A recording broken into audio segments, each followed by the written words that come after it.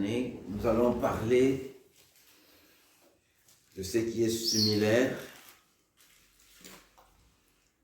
sur l'offrande unique de Dieu. Notre thème du 5 décembre 2021, notre prédication, notre intervention a pour thème l'unique offrande de la nouvelle alliance. L'unique offrande de la nouvelle alliance. Jésus-Christ. C'est ça notre thème. C'est un peu long, mais c'est comme ça. L'unique offrande de la nouvelle alliance, Jésus-Christ. C'est important que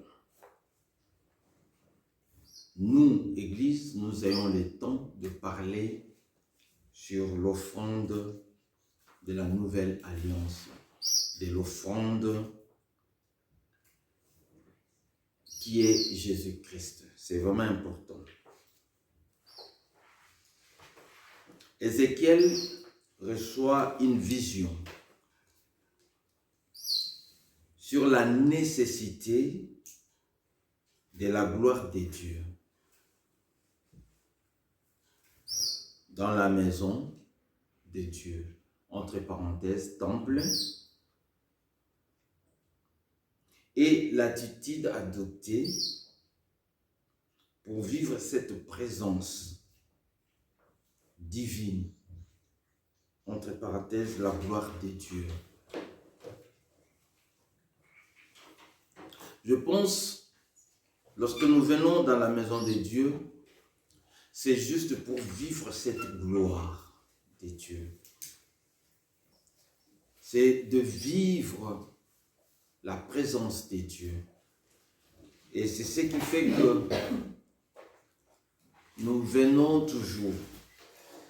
C'est cette soif qu'avait toujours David de venir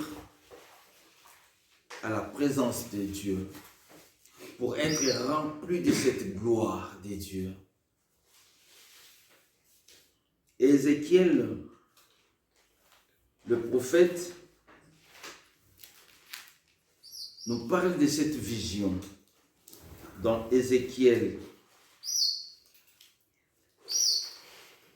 43. Ézéchiel 43. Nous disons que la nécessité de la gloire de Dieu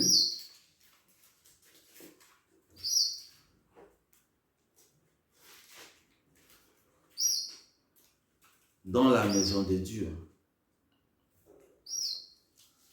Et aujourd'hui, nous n'allons pas parler sur tous les éléments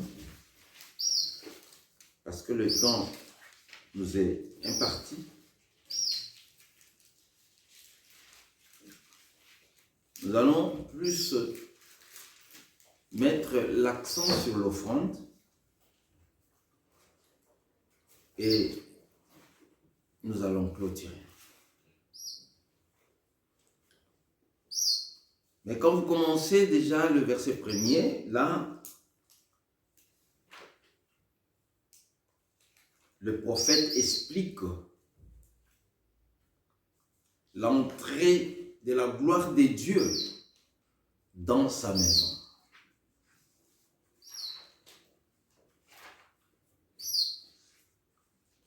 Mais plutôt, nous commençons dans le verset 11, comme j'avais déjà annoncé.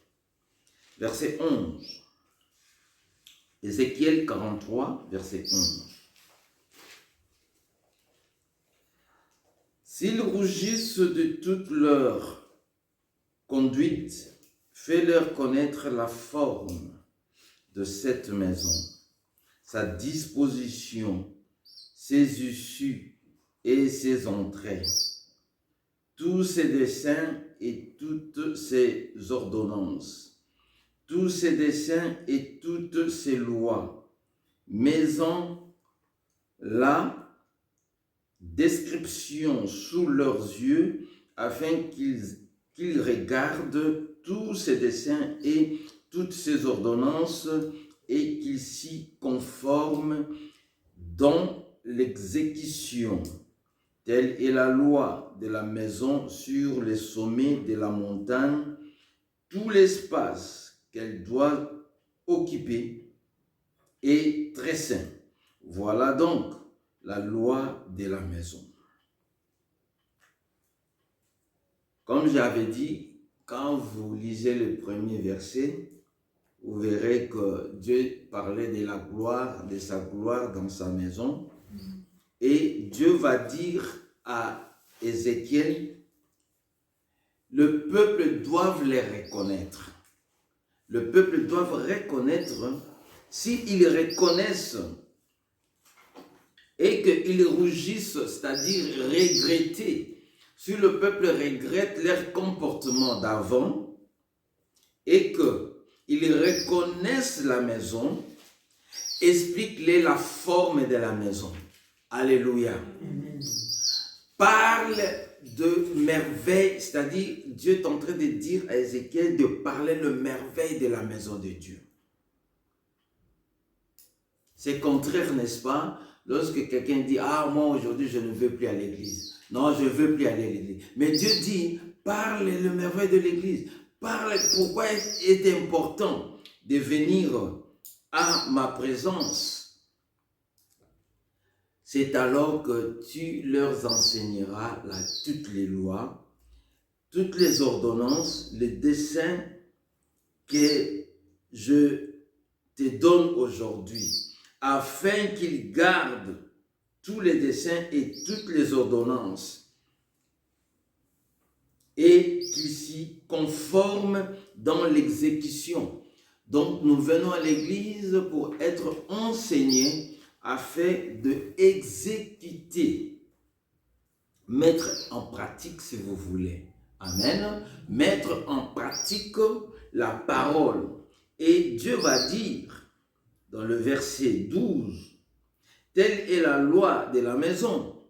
La loi de la maison, c'est tout ce que nous écoutons, tout ce que nous comprenons, nous devons le mettre en pratique. Amen. Amen. Et c'est sur le sommet de la montagne.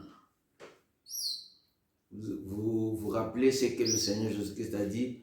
Vous êtes une maison sur le sommet de la montagne. Vous êtes une maison sur la montagne. Amen.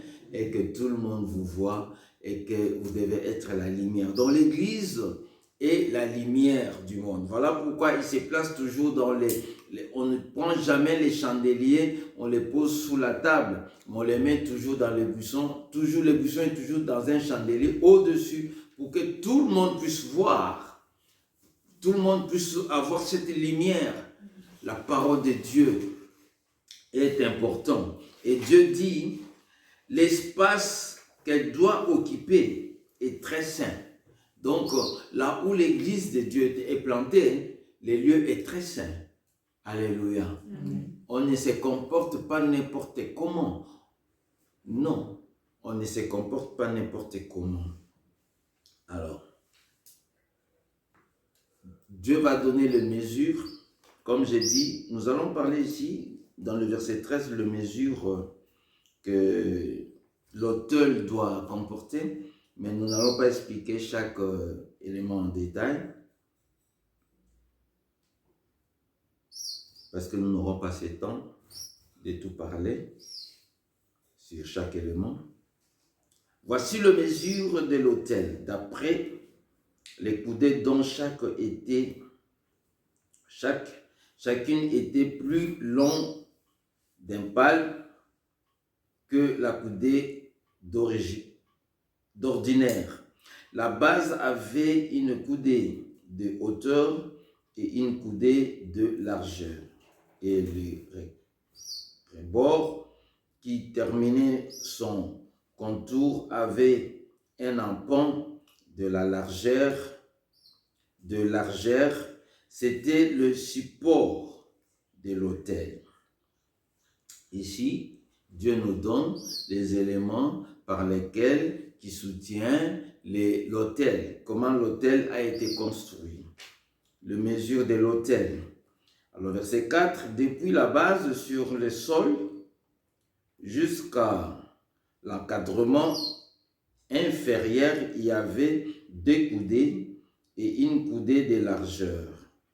Et depuis le petit jusqu'au grand encadrement, il y avait 4 coudées et 1 coudée de largeur. L'autel avait 4 coudées et 4 cornes s'élevaient de l'autel. L'autel avait 12 coudées de longueur, 12 coudées de largeur et formait un carré par ses 4 côtés. Ça, nous avons la forme maintenant de l'autel. L'encadrement avait 14 coudées de longueur sur 14 coudées de largeur à ses 4 côtés. Les rebords qui terminaient son contour avaient 1 demi-coudée. La base avait 1 coudée tout autour et les degrés étaient tournés vers l'Orient. Ici, nous avons le fond sur l'autel. Il me dit, fils de l'homme, verset 18. Ainsi parle le Seigneur l'Éternel, voici les lois au sujet de l'autel pour les jours où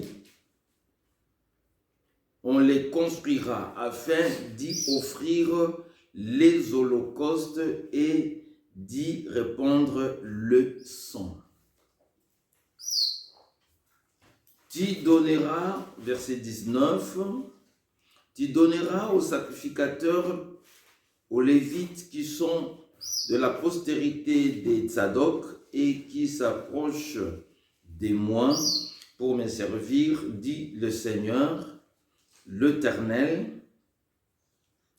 un jeune taureau pour le sacrifice d'expiation. Tu prendras de son sang et tu en mettras sur les 4 cornes de l'autel, sur les 4 angles de l'encadrement et sur les rebords qui l'entourent. Tu purifieras ainsi l'autel et tu en feras l'expiation. Tu prendras les taureaux expiatoires et on le brûlera dans un lieu réservé de la maison, en dehors du sanctuaire. Le 2e jour, tu offriras en expiation un bouc sans défaut. On purifiera ainsi l'autel comme on l'aura purifié avec les taureaux. Quand tu auras achevé la purification, tu offriras un jeune taureau sans défaut et un bélier du troupeau sans défaut. Tu les offriras devant l'Éternel. Le sacrificateur jetteront du sel sur eux et les offriront en holocauste à l'Éternel. Pendant 7 jours, tu sacrifieras chaque jour un bouc comme victime expiatoire. On sacrifiera ainsi un jeune taureau et un bélier du taureau, l'un et l'autre sans défaut. Pendant 7 jours, on fera l'expiation et la purification de l'autel, on le consacrera. Lorsque ces jours seront accomplis, dès le 8e jour et à l'avenir, le sacrificateur offriront sur l'autel vos holocaustes et vos sacrifices d'action de grâce, et je vous serai favorable, dit le Seigneur l'Éternel. Alléluia. Amen. Les démarches ici étaient très longues. Pendant 7 jours, on devrait d'abord purifier l'autel qui va recevoir les holocaustes. Alléluia. Chaque jour, le sacrificateur va purifier l'autel, un jeune taureau, un jeune bélier, mais sans défaut, pour purifier les lieux. Parce que Dieu a dit, le lieu qu'il va occuper est très saint. Alléluia. C'est-à-dire même les ustensiles doivent être saints, doivent être purifiés. Et après le 8e jour, c'est alors qu'on va présenter les holocaustes pour purifier le peuple de Dieu. C'était vraiment un processus à respecter. Mais si vous remarquez ici,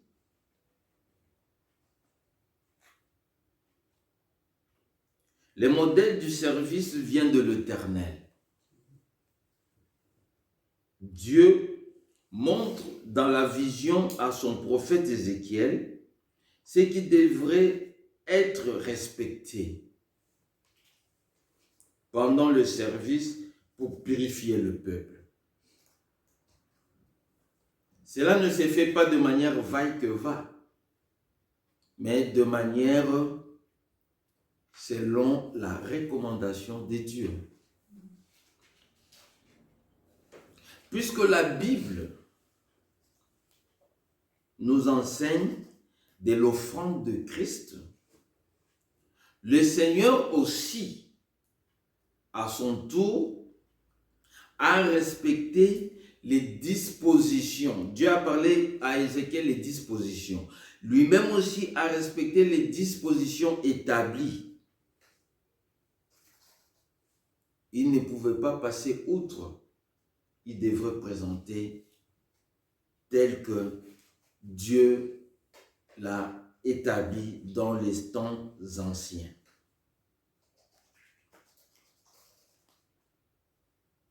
Le Seigneur Jésus-Christ a suivi les processus du sacrifice.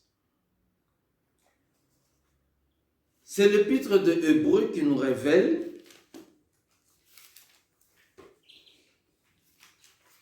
le marche suivie par le Seigneur Jésus.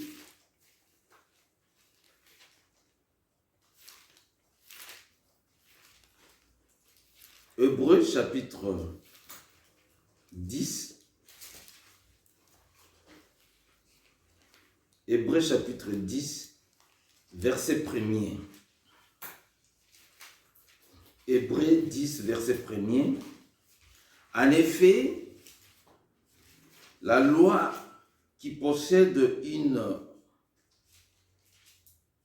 ombre de bien à venir et non l'exacte représentation des choses ne peut jamais, par le même sacrifice qu'on offre perpétuellement, chaque année, amener les assistants à la perfection. Selon la loi, Hébreu nous dit, nous voyons que c'était chaque année, le sacrificateur devait le faire pour sanctifier le peuple. Mais cette offrande ne pouvait pas sanctifier l'assistance à la perfection. Autrement, n'aurait-on pas cessé de les offrir, puisque ceux qui rendent ces cultes, étant une fois purifiés, n'auraient plus eu aucune conscience de leurs péchés, mais les souvenirs de péché est renouvelé chaque année par ces sacrifices. Ici,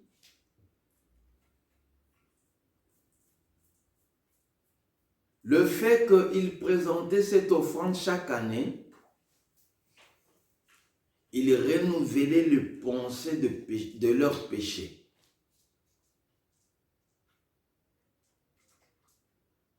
Chacun reconnaissait le péché. Bien que la Bible nous dit Dieu oublie le péché, mais plus nous rentrons pour demander pardon, plus nous reconnaissons que nous demandons pardon et que nous présentons les sacrifices pour ça, c'est que nous reconnaissons que nous avons péché devant Dieu.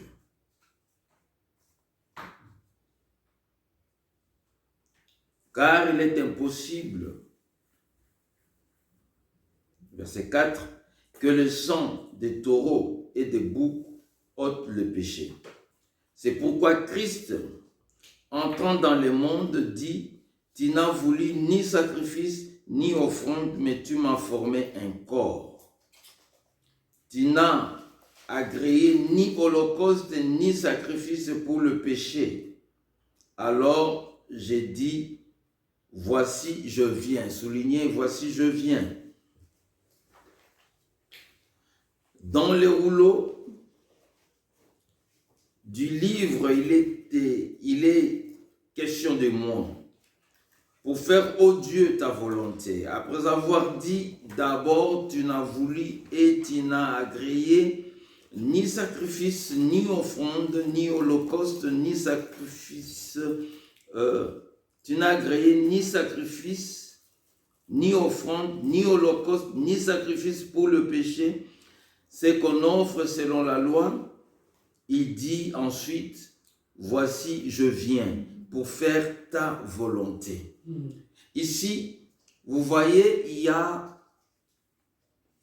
une nuance que nous devons comprendre. Dans le temple dans l'autel qu'a vu Ézéchiel, on a amené les taureaux. Alléluia. Ce sont les hommes qui amenaient les taureaux pour être immolés devant Dieu, sur l'autel de Dieu. Mais ici, nous avons aussi un agneau qui doit être présenté par Dieu. Mais seulement la différence est que ici, l'agneau est venu d'elle-même. Est-ce que vous avez compris? Est-ce que vous comprenez la différence, la nuance qui est là? Ce n'est pas un homme qui a mené l'agneau. Ici, dans Hébreu, l'agneau est venu elle-même pour accomplir la volonté du Père. Il dit, voici, je viens. C'est ça la différence.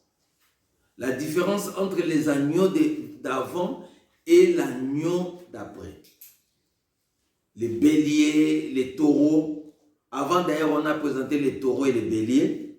Mais l'agneau, il dit, tu m'as formé, c'est dans ce sens que tu m'as donné. C'est pour ces raisons, tu m'as formé un corps. Et je viens. Il est venu de lui-même. Il supprime ainsi la première chose pour établir la seconde. Ici, le fait que Christ est venu, il a aboli le premier testament pour établir le deuxième testament. Vous savez, lorsqu'on est héritier, ce qui certifie qu'on est héritier, c'est les testaments. Les testaments peuvent être écrits ou oral. On dit, on va se confier à quelqu'un de confidence pour dire, tu vois, mon héritage, ma maison, mon champ, mon travail, c'est pour mes enfants. C'est pour mes cousins, c'est pour mes cousines, c'est pour ma femme, c'est pour mon ami. On peut donner à n'importe qui. Ok. Nous voyons Dieu établir sur l'autel d'Ézéchiel les lois qui régissent pour le service par lesquels le peuple doit se soumettre devant le sacrificateur. Et c'était chaque année. Pour même purifier l'autel, il fallait prendre 7 jours. Et le 8e jour, et puis passer aux holocaustes des autres. Vous voyez, ça prenait du temps. Ça prenait du temps. Mais ici, l'épître d'Hébreu nous dit, Selon les paroles du Seigneur Jésus-Christ, il dit, tu n'as ni accepté, tu n'as ni voulu, tu n'as ni agréé, ni holocauste, ni offrande, ni holocauste, ni sacrifice pour le péché. Donc, c'était quelque chose que Dieu le faisait superficiellement lorsqu'il s'est présenté dans l'Ancien Testament. Mais Dieu n'a pas voulu que ceci continue ainsi. Il a voulu réviser son testament pour faire un testament qui va rester éternellement. Et un testament qui sera encore plus clair par rapport à l'Ancien Testament. Un testament qui va peut-être aussi regrouper beaucoup de gens comme héritiers. Alléluia. Amen. C'est en vertu, verset 10, en vertu de cette volonté que nous sommes sanctifiés par l'offrande du corps de Jésus-Christ, une fois pour toutes. Voilà encore la différence. Soulignez cette différence, une fois pour toutes, par l'offrande du corps de Jésus-Christ. Bien-aimés, c'était chaque année. Chaque année, les gens devaient venir présenter les offrandes tout en se rappelant de leurs péchés de l'année. Et encore aujourd'hui, pourquoi nous parlons de cette offrande? Parce qu'il y a des malhonnêtes parmi nous. Il y a encore des malhonnêtes qui en profitent dans des mois de décembre pour faire les rançons au peuple de Dieu, leur demandant les offrandes de l'année, pour leur sanctification. Et le peuple, par ignorance, vont amener les biens, les offrandes. Ceux qui sont dans des villes rurales vont amener des chèvres, je ne sais pas moi quoi. Et ceux qui sont dans des citadines vont amener des enveloppes, tout ça. Pendant que cette loi qui régissait l'offrande du péché, Dieu, Christ les a abolis. Alléluia. Amen. Écoutez très bien. C'est ici, il y a l'amalgame. Écoutez-moi très bien. Ce que Dieu a aboli, il y a des gens qui continuent à le faire. Mais ce que Dieu a demandé de continuer à perpétuer, les gens disent, on a aboli. Ici, je prends l'exemple de la dîme, par exemple. Lorsqu'on parle de la dîme, directement on dit, voilà, c'est un voleur. Ici, on ne parle pas de la dîme, mais on parle de l'offrande du péché, parce que la dîme n'a jamais été l'offrande du péché. La dîme est toujours l'offrande, c'est-à-dire les prémices de la reconnaissance du récolte du travail. Ça n'a rien à voir avec le péché. Alléluia. Mais ce que Dieu a aboli, ce que Christ a aboli, il n'a pas aboli l'offrande de l'action de grâce. Il n'a pas aboli cela. Il n'a pas aboli l'action de l'offrande, ce que nous disons le prémice, ce que nous disons la dîme. Ce n'est pas ça qu'il a aboli. Mais ici, il a aboli toute offrande qui est trait au péché. Qui est trait au péché. C'est ce qu'il a aboli pour établir, pour faire un nouveau testament. C'est-à-dire, nous n'avons plus à présenter à Dieu des taureaux. Nous, serviteurs de Dieu, nous n'avons plus nous n'avons plus ces droits de recevoir les offrandes du péché. Oh, pasteur, parce que je péchais, voilà mon enveloppe, l'offrande du péché. Il n'y a plus offrande du péché. Parce que Christ l'a payé. Il n'y a plus. Mais pendant que c'est une pratique qui est encore dans certains hommes de Dieu qui continuent à pratiquer cela. Venez sceller pour te pécher et les gens par ignorance viennent. C'est de la même chose aussi pour tous ceux qui vont charger le peuple de Dieu au mois de décembre. Intensifier les prières si c'est comme leur ennemi les attend que le décembre. Ah, il faut prier beaucoup. Lundi, janvier, février, oubliez. Oubliez de prier. Mars, avril, oubliez. Réjouis-toi à l'été de juillet, août, septembre. Réjouis-toi. Sois bieux somptueusement. Et décembre, reconnais que ton ennemi se lève, il te cherche les décembre. Il te cherche. Il faut beaucoup prier, il faut donner beaucoup de sacrifices, il faut donner beaucoup d'offrandes. Oh, parce que tout le monde a peur de la mort. Oh, il va donner, ils vont tirer des rançons, ils vont tirer. Et tout ça, c'est par ignorance. Écoutez, verset 11. Et tandis que tout sacrificateur fait chaque jour le service et offre souvent le même sacrifice qu'ils ne peuvent jamais ôter le péché. Lui, c'est-à-dire Christ, après avoir offert un seul sacrifice pour le péché, s'est assis pour toujours à la droite de Dieu. Il attend désormais que ses ennemis soient devenus son marchepied. Alléluia. Amen. Le Seigneur qui a payé pour nous, il s'est mis maintenant à la droite du Père. Il attend que ses ennemis soient marchepieds. Mais pendant qu'ici, nous continuons à donner de l'ampleur à nos ennemis. Pendant qu'ils ne sont rien. Ils sont déjà le marchepied de notre Seigneur Jésus-Christ.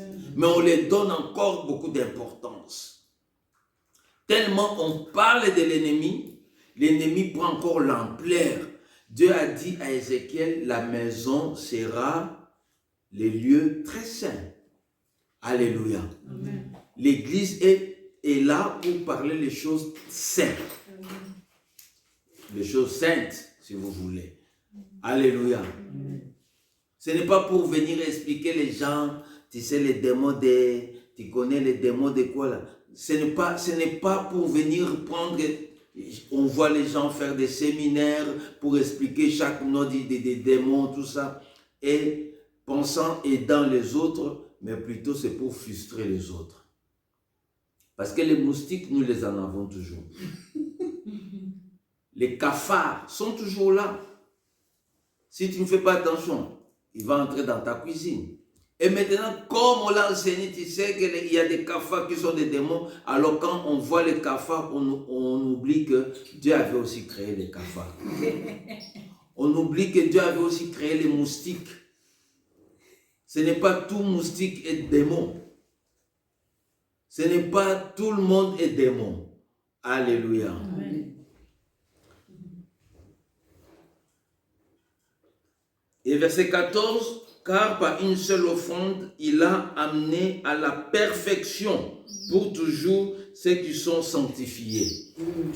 Tout celui qui est sanctifié par le sang de Jésus-Christ, Christ une fois, soulignez ce verset, une fois, il a amené à la perfection.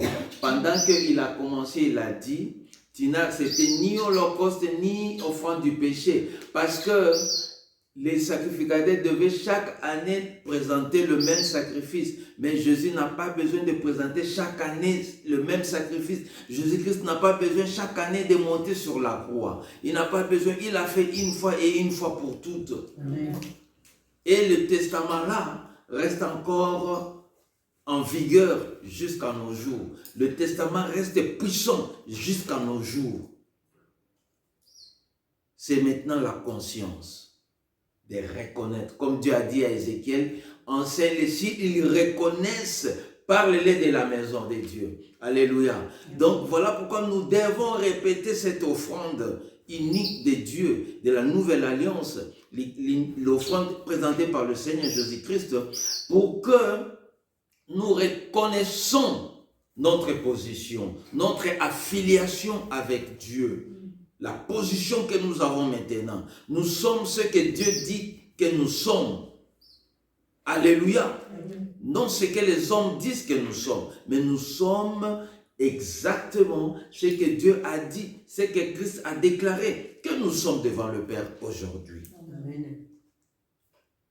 C'est ce que verset 15, que le Saint-Esprit nous atteste aussi, car après avoir dit, voici l'alliance que je ferai avec eux, après ces jours-là, dit le Seigneur, je mettrai mes lois dans leur cœur et je les écrirai dans leur esprit. Il ajoute, et je ne me souviendrai plus de leurs péchés ni de leurs iniquités. Alléluia. La différence des sacrifices. Les sacrifices de autrefois présentés par les sacrificateurs, Dieu savait que nous étions toujours dans le péché. Mais ici, par les sacrifices de Christ, Dieu va déclarer, il dit, je ne me souviendrai plus du péché. Alléluia. Tu avais tué quelqu'un avant de venir en Jésus-Christ? Quand tu es venu en Jésus-Christ, ce péché-là, si le monde n'oublie pas, mais Dieu va oublier. Tu as avorté, si le monde reconnaisse encore, parce que le médecin, là, quand il te voit, il dit, ah, je connais cette fille. Mais Dieu, parce que tu es venu en Jésus-Christ, Jésus t'a purifié. Dieu oublie que tu avais une fois avorté. Amen. Même si le monde continue à te condamner, Dieu continue à te justifier. C'est ça la différence. Voilà pourquoi l'Église doit être enseignée sur cette offrande. Pour ne pas vivre la culpabilité, l'autocondamnation. Il y a des enfants de Dieu se condamnent, continuent à se condamner.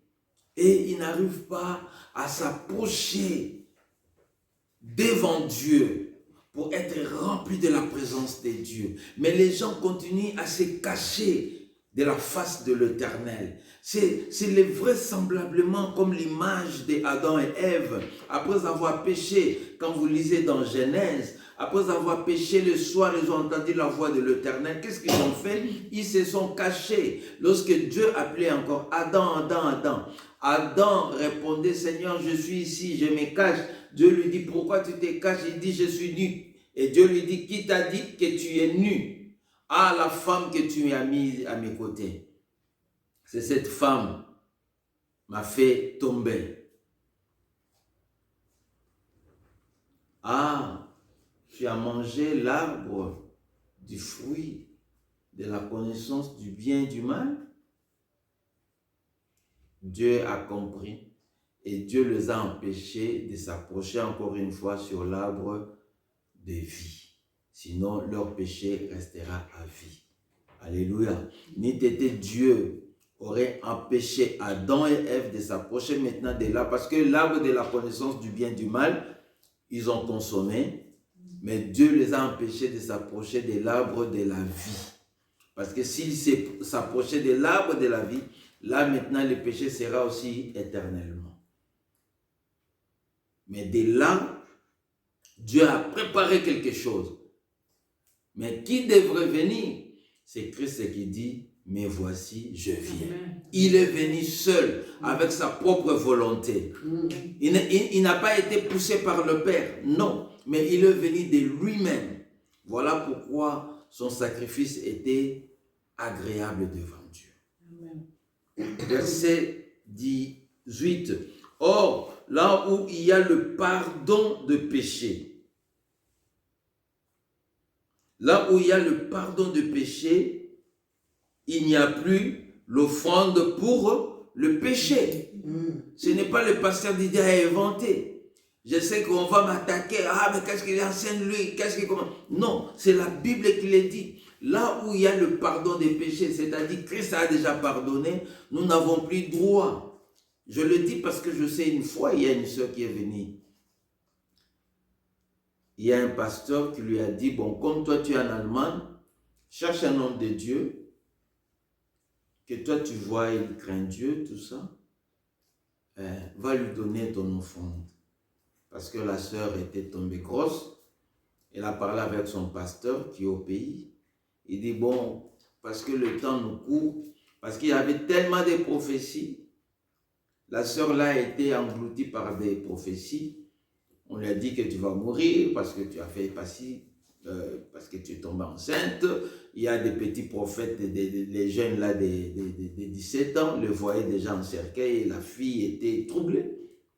Elle est venue avec l'offrande. Moi je dis, qui t'a dit ça? Vous voyez? Donc c'est parce qu'il y a encore des pasteurs qui continuent à prêcher, qui perçoivent de l'argent, qui perçoivent des animaux que les gens amènent. Et ceci, c'est par ignorance. Aujourd'hui, je le répète, il n'y a plus offrande ou les sacrifices pour les péchés. Il n'y a plus. Parce que Christ l'a payé. Et il a payé, c'est gratuit. Il a fait ça gratuitement. Parce que qu'est-ce qu'on peut donner à Dieu lorsque tout lui appartient? Qu'est-ce que nous allons donner à Dieu? S'il nous demandait vraiment aujourd'hui, qu'est-ce que nous allons donner pour la vie de Jésus-Christ? S'il dit, bon, pour la vie de mon fils, qu'est-ce que nous allons lui donner? Si tu l'amènes l'or, il dit, l'or c'est à moi-même. Si tu l'amènes l'argent, il dit, l'argent c'est moi-même. La vie, mais le souffle de vie appartient à Dieu. Donc nous n'avons rien. Puisque c'est gratuit, laissons que ceci reste gratuit. Pasteur Didier n'a pas dit des dîmes. Je ne dis pas de l'offrande que nous donnons chaque jour des reconnaissances à l'église de Dieu. Non, je ne dis pas de ça. Et je ne dis pas non plus qu'il ne peut plus y avoir des cotisations à l'église pour un projet. Ça, je ne dis pas. Mais j'ai dit ici, je souligne, et je demande même de souligner dans vos Bibles, dans le verset 18, que verset 18 nous dit, « Or, là où il y a pardon de péché, il n'y a plus l'offrande pour le péché. » Soulignez cela. Lorsqu'on vous dit, on vous attaque, vous dit, c'est écrit. À moins qu'ils écrivent une autre Bible. Mais si c'est la même Bible que nous lisons, je pense la parole de Dieu est irrévocable. Amen.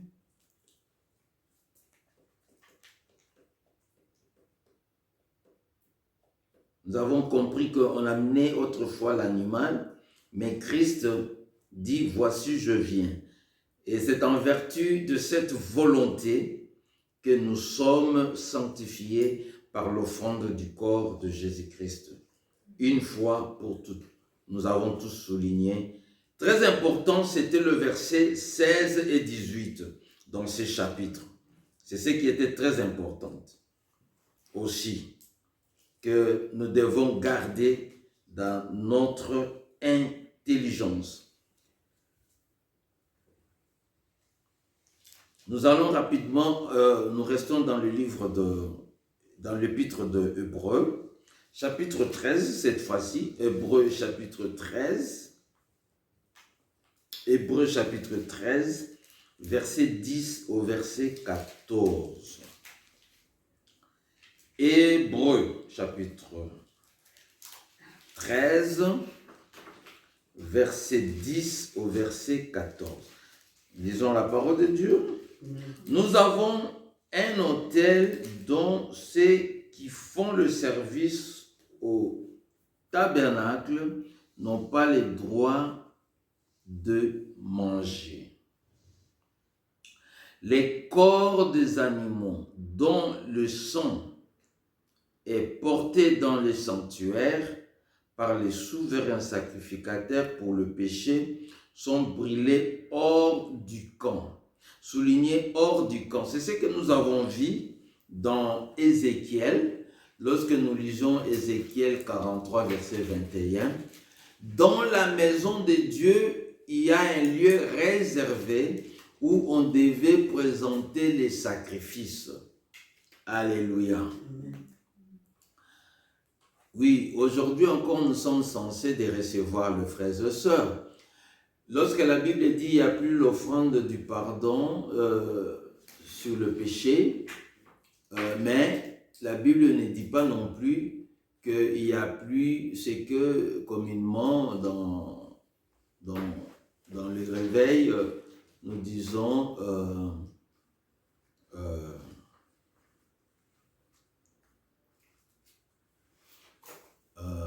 il y a, les mots m'échappent, où nous recevons les gens qui viennent, ok, qui viennent.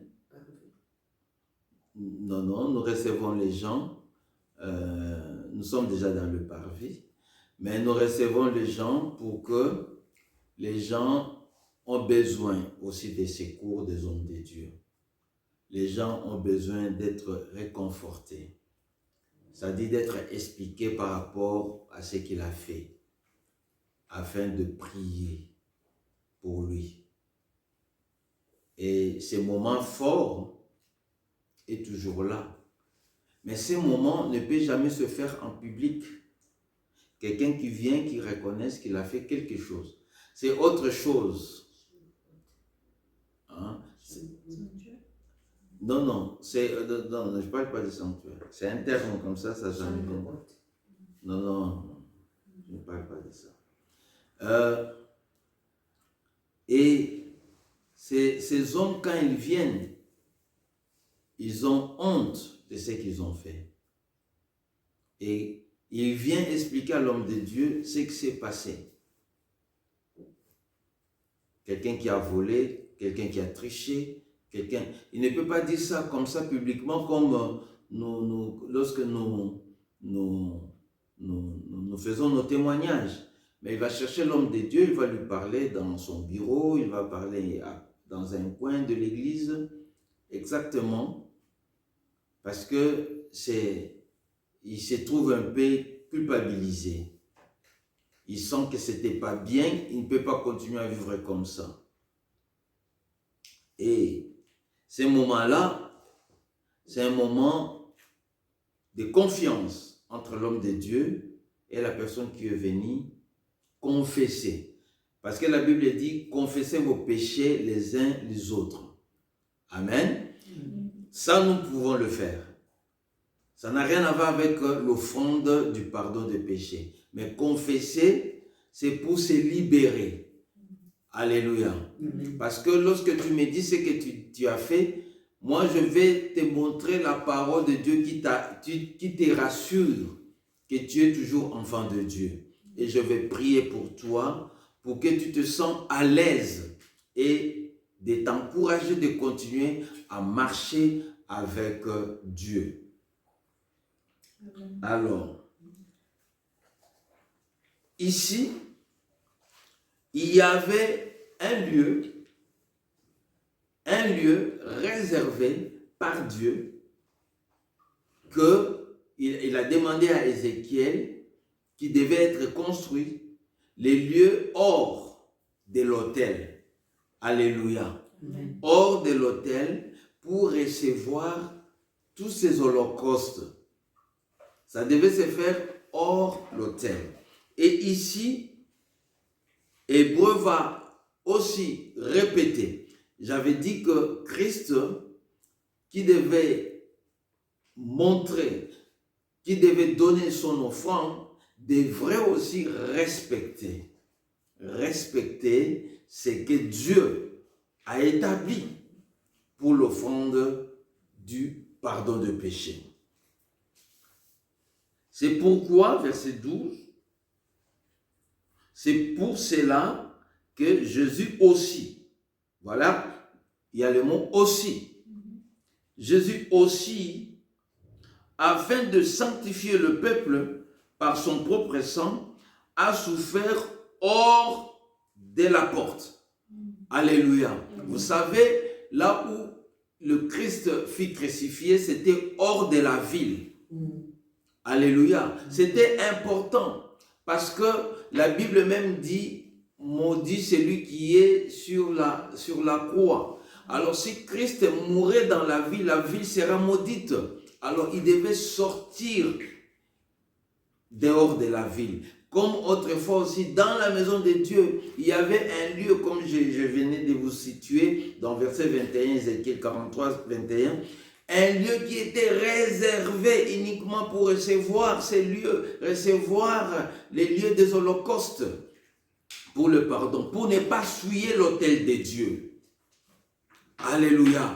Donc, Puisque aujourd'hui, l'autel de Dieu, c'est là où on se maintient. C'est là où il y a la chair de Dieu. La chair de Dieu ne peut jamais être souillée. Alléluia. On ne vient pas n'importe comment devant l'autel de Dieu. Non. Vous voyez à l'église, c'est sur la chair de Dieu qu'on vient donner les annonces. Ah, Maman Kingande est en train de vendre les chikwang. Il y a les mfumbwa, il y a les pondous. Non, non, bien-aimé. Ce n'est pas ces lieux-là qu'il faut donner ces genres des annonces. Quelqu'un qui vend quelque chose, je ne dis pas qu'il faut vendre. Les enfants de Dieu doivent être actifs, doivent être dans l'activité, c'est bien. Mais il faut chercher un autre cadre pour faire les annonces. Alléluia. Amen. Il faut chercher un autre cadre. L'autel est pour présenter ce qui est saint, ce qui est sacré.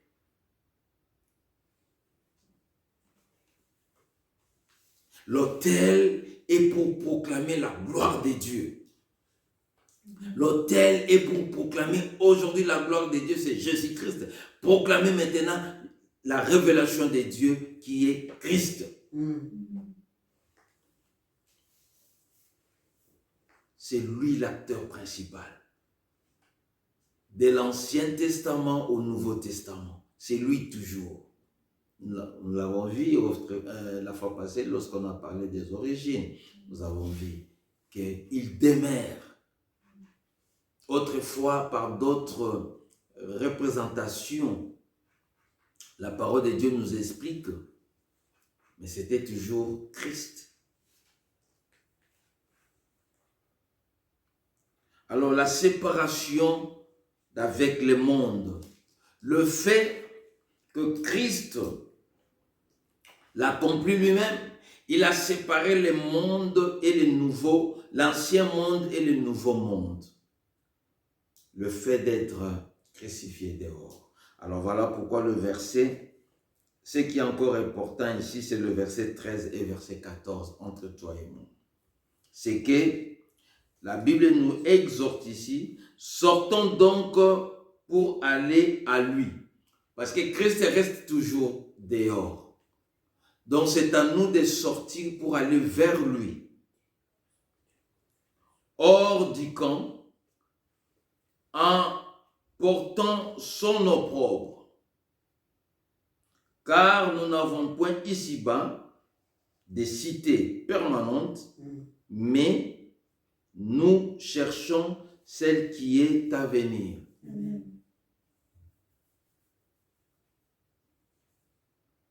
Nous, dans la ville, nous allons nous dépouiller.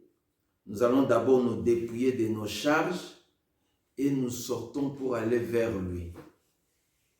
Alléluia. Pourquoi porter son opprobre? Normalement, l'opprobre, ce n'est pas bien, n'est-ce pas? C'est péjoratif. Mais nous l'acceptons. Ah, leur Seigneur était mort sur la croix. Nous, on l'accepte parce que sa mort, c'est notre vie. Sa résurrection, c'est notre assurance de la vie éternelle.